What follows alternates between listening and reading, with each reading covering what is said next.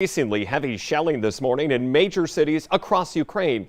Their state emergency services posted this video just a short time ago showing a portion of that building exploding. The Ukrainian agency claims at least 6 people, including 1 child, were hurt in that explosion. Also breaking, a shipping giant Maersk is temporarily suspending all container shipping to, from, and Russia. But the suspension will not include food, medical, and humanitarian supplies. Now, the company owns 31% of the Russian port operator Global Ports, which operates 6 terminals in Russia and 2 in Finland. The Copenhagen-based company, around the 500 employees in Russia. Now, last week it temporarily halted all port calls in Ukraine.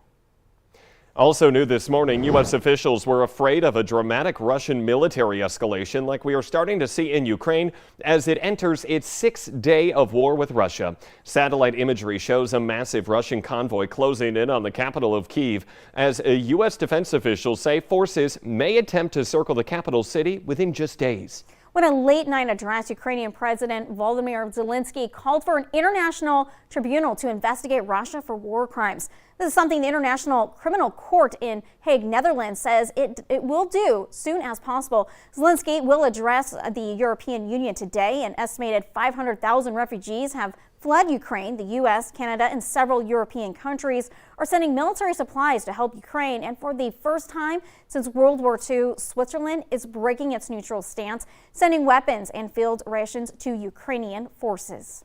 And more in Ukraine has North Dakotans questioning the state's invest its money. The governor, Doug Burgum, is calling a special meeting of the State Investment Board.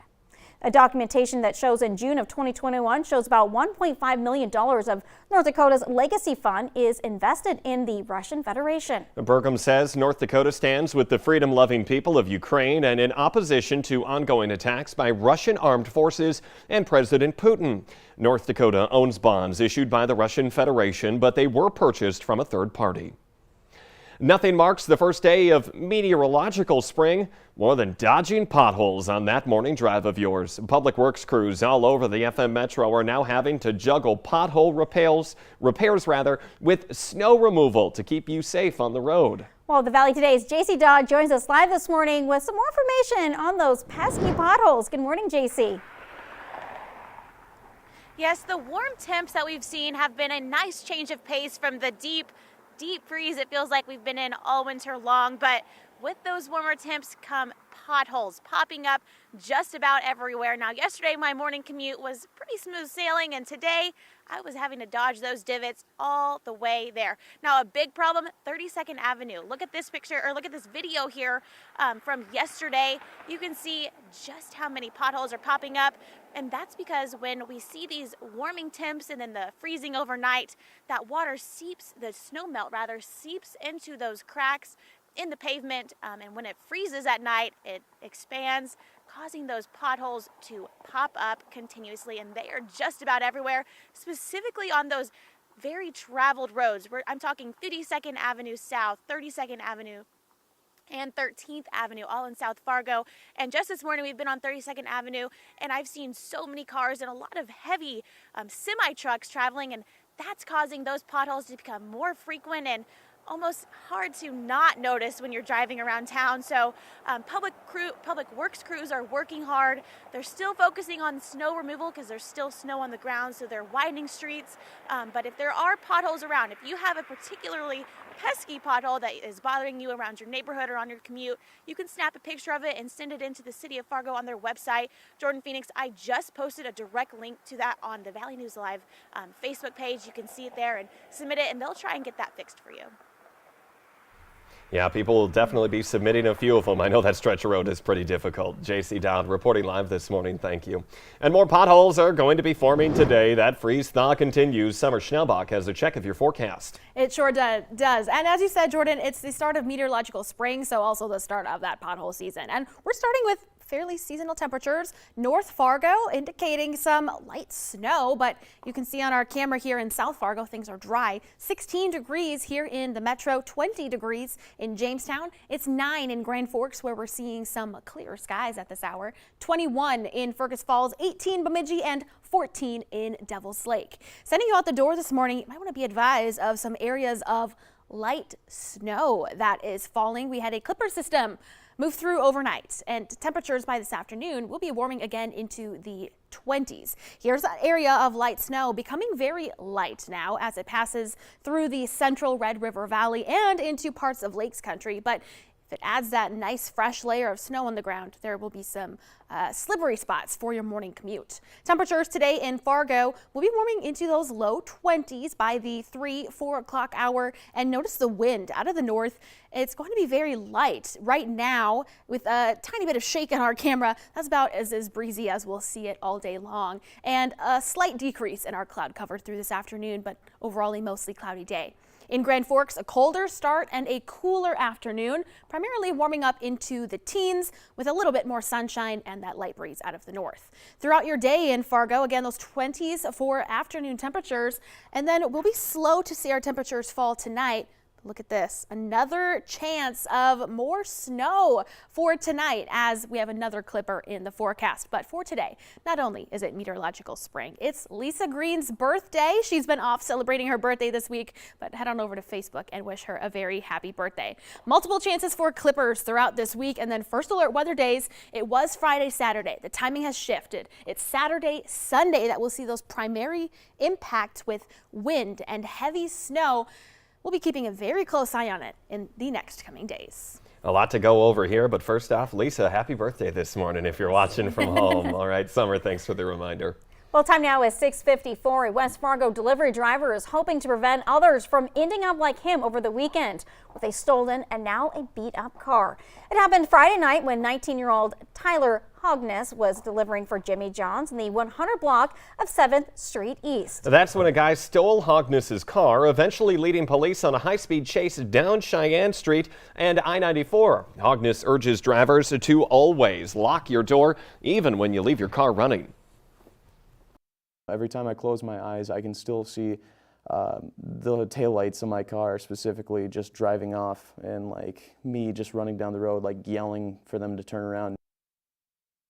31-year-old Noel Sauceda Jr. was arrested for stealing Hogness's car and fleeing police.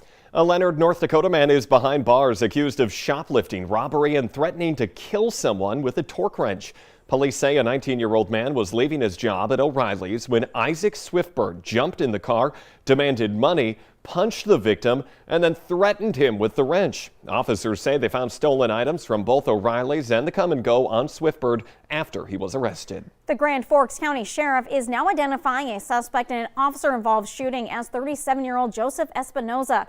He was shot after police say he refused to drop a handgun while approaching two deputies Sunday. They say Espinoza crashed his car, broke into someone's home, assaulted them, and stole a gun. When deputies ordered him to drop the firearm, they say he pointed it at them. Espinoza was taken to the hospital for a gunshot wound to his leg. And many schools across the country are dropping face mandates after the CDC updated its masking requirements last week. Masks have been optional for students and staff at West Fargo Public Schools, but last night the school board took a step further in changing the district's COVID-19 mitigation strategies. They voted to remove the option of requiring masks as a method of preventing the spread of COVID-19 in district buildings. Instead, the district will continue to follow some of its already implemented policies if active cases reach 5% of the student and staff population. District officials say they have seen a big difference in the number of COVID cases. Started to see that our numbers were decreasing as a system. We're also seeing that the number of tests that were being taken for COVID in the system had also greatly declined.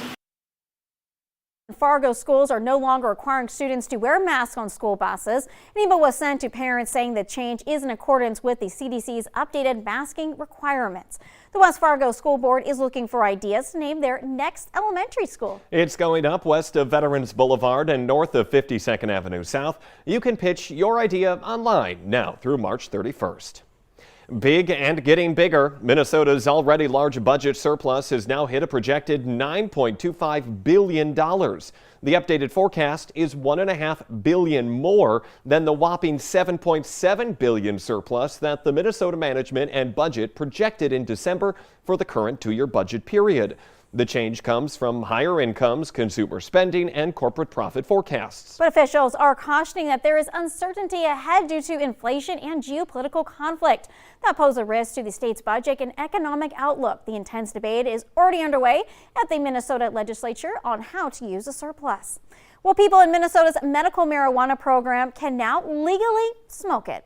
In the past, dispensaries could only offer patients cannabis in the form of pills, oils, and topical products. Now they can offer cannabis flowers. Advocates say patients can benefit more from its medicinal properties. Plus, cannabis in bud form is cheaper. It's a North Dakota teenager's dream come true. 15-year-old Eva Robinson of Cavalier just finished the Junior Iditarod in Alaska. Her time for the two-day race was 16 hours, 59 minutes. Now, Robinson, she placed 14th and was one of her 8 dogs earned the Blue Hardness Award for Outstanding Dog. Well, congratulations. West Fargo Mayor Bernie Dardis is running for a second term. He is the finance chair of the local Metro Flood Diversion Authority and is serving on the Chamber's Public Policy and Flood Task Force committees. He says his focus is smart, affordable growth for West Fargo development. Well, forget about that groundhog. Today is the real sign that warm weather isn't far away because the historic Dairy Queen in downtown is about to open. It's the 73rd season for the DQ at 8th and Main. Well, they start serving ice cream at 10 o'clock this morning, but people, they usually line up a lot sooner than that. The Dairy Queen will be open until the end of October. So it's a nice day to go out, get yourself a treat out there. The Today Show and CBS Mornings are just about to start, but the Valley Today rolls on. More live up-to-the-minute news and weather coming up for you right now on the Fargo CW. Happy March 1st, everyone.